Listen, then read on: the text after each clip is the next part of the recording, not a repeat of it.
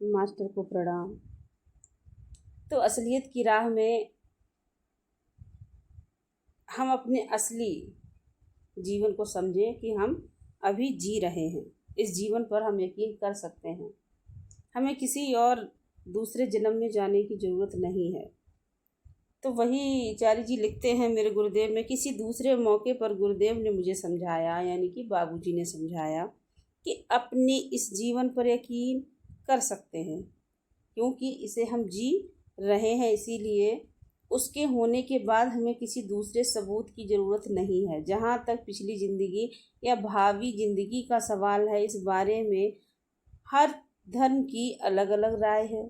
सबसे महत्व की बात तो यह है कि आत्म साक्षात्कार के मसले पर पिछली या भावी ज़िंदगी का सवाल हमारे यहाँ कोई मायने नहीं रखता।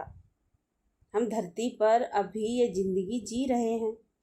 गुरुदेव हमारे साथ हैं, लक्ष्य भी सामने है। इन तीन साधनों का एक साथ मिल जाना हमें अवश्य ही इस जीवन में अपने लक्ष्य तक पहुंचा सकता है। यही सहज मार्ग पद्धति की महत्ता है। हो सकता है कि एक निजी तौर पर मुझे पिछले या भावी जीवन में विश्वास हो। जिस धर्म में मैं पैदा हुआ हूँ उसमें यही सीख दी जाती है, इसीलिए ऐसा विश्वास करें कि मेरे लिए स्वाभाविक हो सकता है। लेकिन जहाँ तक आध्यात्मिक साधना का महत्व है, दूसरों के लिए इस पर विश्वास करना जरूरी नहीं है। अभी तो हमारे लिए सिर्फ ये बातें ज़रूरी हैं कि सबसे बड़ी सच्चाई कि हम जीवित हैं, गुरुदेव मौजूद हैं और लक्ष्य भी मौजूद है जिसे हमें पाना है यहाँ और अभी। किसी दूसरे मौके पर किसी ने सवाल उठाया कि लक्ष्य तक पहुँचने के लिए अनेक जन्मों की आवश्यकता होती है।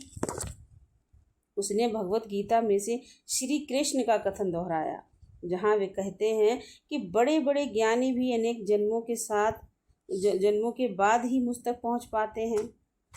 गुरुदेव कहने लगे, हो सकता है कि ऐसा हो, लेकिन हम आपको एक ज़रूरी बात बताते हैं। लक्ष्य बहुत दूर है और उस तक का सफ़र बेहद कठिन है। ऐसा सोचना हमारी कमज़ोरी दिखलाता है। हम तो कहेंगे कम से कम सफ़र को शुरू तो कीजिए, फिर अपने आप पता चल जाएगा कि हम कहाँ हैं। वरना औरों की बात पर भरोसा कर लेना तो कमज़ोरी है। सही दिशा में कम से कम एक कदम उठाकर तो रखिए, देखिए कैसा है और फिर तय कीजिए। हम आपको एक बात और बताते हैं, जो भी हमारे पास आता है यही कहता है कि इसके लिए तो कई जन्मों की ज़रूरत है। लेकिन ऐसा क्यों सोचते हो? ये आपका पहला जन्म है। ऐसा क्यों नहीं सोचते कि ये आपका आखिरी जन्म है और इसीलिए इसी ज़िंदगी में अपना लक्ष्य प्राप्त करना है। आप समझे कि हम क्या कहना चाह रहे हैं। एक है कमज़ोरी का रास्ता, दूसरा है आशावादी नज़रिया।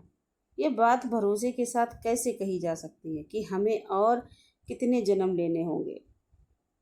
हम तो कहेंगे कि यह तय करना हमारे अपने हाथ में है। अगर हम सद्गुरु की छत्र छाया में साधना का सही तरीका अपना लें तो आगे जन्म लेने की ज़रूरत ही नहीं रहेगी। इसीलिए और जन्मों का ख्याल मन से निकाल दीजिए। इस सफ़र को अगले जन्म में जारी रखने का विचार ही नहीं होना चाहिए।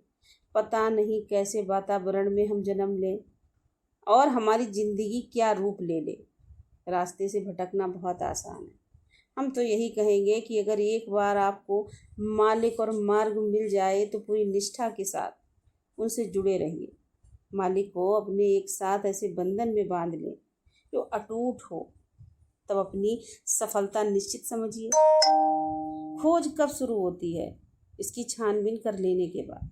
आइए अब देखें कि उसकी शुरुआत कैसे होती है। गुरुदेव ने अपने निजी अनुभव का वर्णन किया है कि किस प्रकार उन्होंने धार्मिक कर्म कांड की विधियों को आजमा कर देखा, उसके बाद हठ योग की क्रियाओं का अनुसरण किया और अंत में आध्यात्मिक साधना के जीवन में दीक्षित हुए। जब वे स्कूल में पढ़ते थे तभी से उन्होंने प्रयोग करना शुरू कर दिया था। उनके जीवन में विशेष रूप से ध्यान देने योग्य बात यह है कि उन्होंने सारे प्रयोग पूरी बारीकी और निष्ठा के साथ किए। जो तरीके उनके निजी लक्ष्य को हासिल करने में कारगर सिद्ध नहीं हुए उन्हें भी छोड़ते चले गए। जो तरीके उनकी मदद नहीं कर सके उसके शिकंजे में वे बंधे नहीं रहे। हर पद्धति को पूरी निष्ठा और निष्पक्षता के साथ आजमा कर देखा और जब लगा कि वे काफ़ी नहीं हैं तो उनको छोड़ दिया। उन्हें अच्छी तरह से पता था कि उन्हें किस चीज़ की तलाश है, इसीलिए वे इन विधियों को छोड़ने का हौसला जुटा सके कि ये सब वे अपने हैं जो अहम को संतुष्ट करने के लिए समाज के आदेशों के पालन की इच्छा से नहीं कर रहे थे। ना ही वे नाम, प्रसिद्धि व धन दौलत के पीछे पड़े थे। उन्हें तो केवल ईश्वर की चाह थी, इसीलिए कई पद्धतियों को आजमा कर देखा और एक एक करके उन्हें छोड़ते चले गए। इसके बाद वे सीधे ईश्वर से प्रार्थना करने लगे कि वह उन्हें ऐसा समर्थ गुरु प्रदान करे जो उन्हें ईश्वर तक पहुंचा सके। जैसा कि हम सब जानते हैं, उनकी प्रार्थना सुन ली गई। लाला जी से गुरुदेव का संपर्क स्थापित हो गया और आखिरकार उन्हें सही राह मिल गई। जिज्ञासा बढ़ती गई, साधना लगन पूर्वक होने लगी और परिणाम स्वरूप ब्रह्मलय की सर्वश्रेष्ठ अवस्था हासिल हो गई। बहुतों के दिल में किसी चीज़ की एक लालसा सी होती रहती है, परंतु वे समझ नहीं पाते कि वह चाह किस चीज़ की है। बहुत से अभ्यासियों ने अपने प्रारंभिक तलाश के बारे में काफ़ी विस्तार से बताया। कुछ लोगों को तो बड़ी आसानी से गुरुदेव मिल गए और वे आराम से सहज रूप में उन्हें स्वीकार करके उनके पास चले आए। दूसरे लोगों को अलग अलग तरह की पद्धतियों में कठोर अनुशासन भरा जीवन बिताना पड़ा। अक्सर उन्हें खतरों का सामना भी करना पड़ा। गुरुदेव के पास आने से पहले कई साल तक उन्हें ऐसा निराश भरा जीवन बिताना पड़ा। बहुतों ने भरे दिल से यह बात स्वीकार की कि ये जानते हुए भी कि पद्धतियाँ फ़ायदेमंद नहीं सिद्ध हो रही और उन्हें अपने लक्ष्य तक नहीं पहुंचा सकती।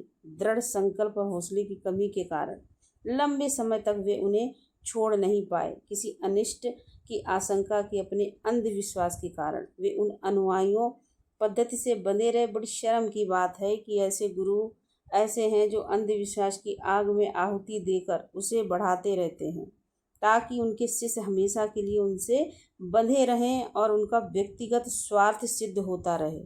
धन्यवाद।